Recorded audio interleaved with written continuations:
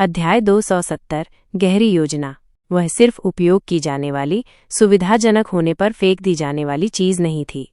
वो जानती थी कि अगर वो अभी टूट जाती है, अगर वो सिसकती है और उसे अपने दर्द का एहसास कराती है, तो ये केवल उसके लिए चीजों को और मुश्किल बना देगा। उसके पतले हाथ कांप रहे थे क्योंकि उसने उसके कपड़ों को और कसकर पकड़ लिया। अपनी गर्दन में उठने वाले गांठ को दबाने के लिए अपने होंठ को जोर से काट लिया। मैं उसे विचलित नहीं कर सकती। इस स्थिति में वो कम से कम इतना तो कर ही सकती थी, लेकिन उसे ये एहसास नहीं हुआ था। ओलिवर उतना प्रशंसनीय नहीं था जितना उसने सोचा था। उसने अपने दिमाग में अन्य चीजों के बारे में नहीं सोचा। जैसा कि उसने अपने शब्दों में कहा था, वो छिपी हुई थी क्योंकि ओलिवर ने उसकी उपस्थिति को ढकने के लिए रसातल ऊर्जा का उपयोग किया था और उसके लिए अपनी जान जोखिम में डाली थी। लेकिन क्या वास्तव में ऐसा था? यदि वो रसातल ऊर्जा का उपयोग करके उसकी उपस्थिति को छिपा सकता था, तो उसने अपने लिए ऐसा क्यों नहीं किया? क्या वे दोनों जिज्ञासुओं और सैनिकों से छिपे नहीं रह सकते थे? वह लड़ने के लिए अपनी जान जोखिम में क्यों डालेगा? क्या यह वास्तव में इतना सरल था? उत्तर नहीं। ओलिवर की इससे भी गहरी योजनाएं थीं। ये एक अच्छी तरह से सोची समझी रणनीति थी। हेरफेर, धोखे और गणना किए गए जोखिम का खेल। उसका कारण वास्तव में क्या था? योजना क्या थी? सबसे पहले उसका मुख्य उद्देश्य शिकार को दूसरी दिशा में मोड़ना था। यदि ओलिवर छिपा रहता तो जिज्ञासु खोज जारी रखते, अनिश्चित काल के लिए पीछा करते। उनकी गश्त का विस्तार होता, उनकी खोज समय के साथ तेज और अधिक निर्दयी होती जाती। अंततः उन्हें कुछ मिल जाता। युद्ध में शामिल होकर उसने कहानी का नियंत्रण ले लिया, खुद को एकमात्र लक्ष्य बना लिया। उसने घटनाओं के प्रवाह को निर्देशित किया, ये सुनिश्चित किया कि सारा ध्यान उस पर हो, और इससे भी महत्वपूर्ण बात, उसकी सुरक्षा सुनिश्चित करना। दूसरा, उसने प्रमुख खतरों को खत्म करने की योजना बनाई थी, लेकिन केवल एक नियंत्रित तरीके से। अनुपयुक्त समय पर खोजे जाने की प्रतीक्षा करने के बजाय उसने अपना युद्ध का मैदान चुना। उसने अपने दुश्मनों का आकलन किया, उनके संरचनाओं को याद किया और एक एक करके बोर्ड से सबसे खतरनाक टुकड़ों को हटा दिया। जब वो पहले दुस्वप्न की पवित्र लपटें का उपयोग कर रहा था, तो वो उन्हें बेतरतीब ढंग से नहीं फैला रहा था। हर झिलमिलाहट, हर चिंगारी का एक उद्देश्य था। वह उन्हें सबसे परेशानी वाले राक्षसों को निकालने के लिए नियंत्रित तरीके से उपयोग कर रहा था।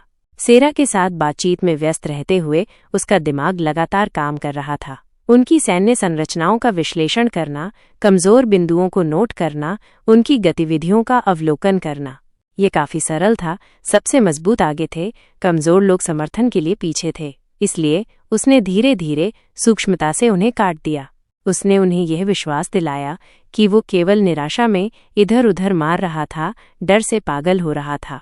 लेकिन सच्चाई में वो उनकी नाक के नीचे उनकी संख्या कम कर रहा था। तीसरा, जब उन्होंने उसे घेर लिया, तभी से उसने एक रणनीतिक वापसी करने की योजना बना ली थी। वह जानता था कि वो भारी संख्या के खिलाफ सीधी लड़ाई नहीं जीत सकता, लेकिन मुद्दा ये नहीं था। जीत हमेशा अपने प्रतिद्वंद्वी को हराने के बारे में नहीं होती है। कभी कभी जीवित रहना ही सबसे बड़ी जीत होती है। घायल दिखने के लिए पर्याप्त लड़ाई लड़कर, निराशा का नाटक करके उसने पीछा को मुश्किल इलाके में ले गया, और ऐसा करने में उसने उन्हें विभाजित करने के लिए मजबूर किया। एक बार मुख्य बल से अलग हो जाने पर वे अब सेना नहीं रहे, वे बिखरे हुए शिकार थे। यहीं से उसकी असली रणनीति शुरू हुई। घात, हत्या, जाल, उन्हें चुपचाप चुनना। बेशक जटिलताएं थीं। सेरा उससे कहीं अधिक मजबूत थी जितनी उसने उम्मीद की थी। उसने उसे जाल तैयार करने के लिए एक पल भी नहीं दिया। वह अथक थी। वह न केवल शक्तिशाली थी, वह समझदार भी थी। वो शुरू से जानती थी कि वह कुछ छिपा रहा है और उसे अपना हाथ प्रकट करने के लिए मजबूर करती रही। सौभाग्य से वह टिके रहने में कामयाब रहा। इससे पहले कि बहुत देर हो जाती, उसे अपनी योजना की पूरी सीमा का पता लगाने से रोक दिया। उसे उसकी क्षमताओं पर कोई संदेह नहीं था।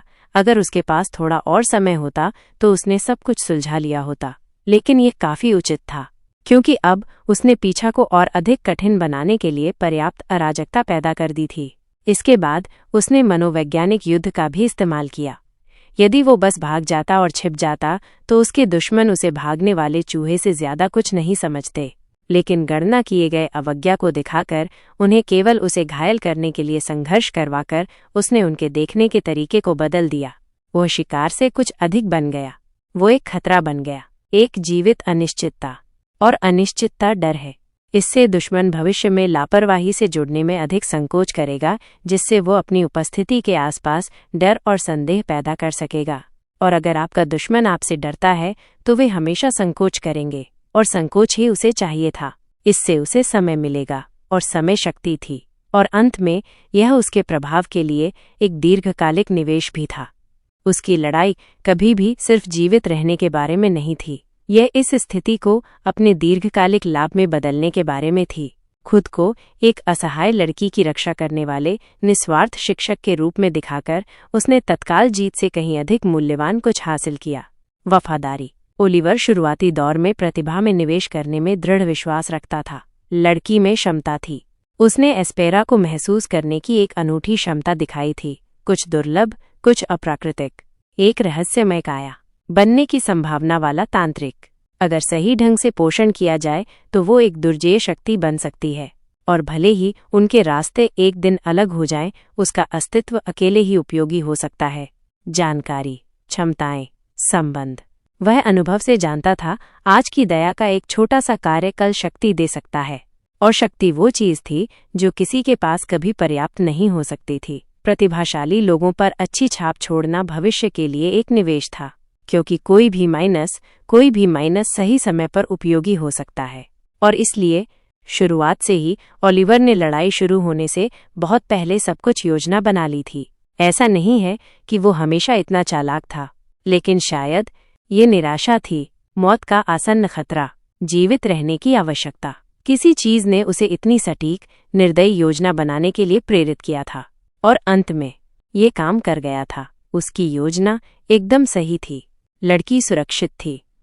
उसके दुश्मन कम हो गए थे। डर की प्रतिष्ठा स्थापित हो गई थी।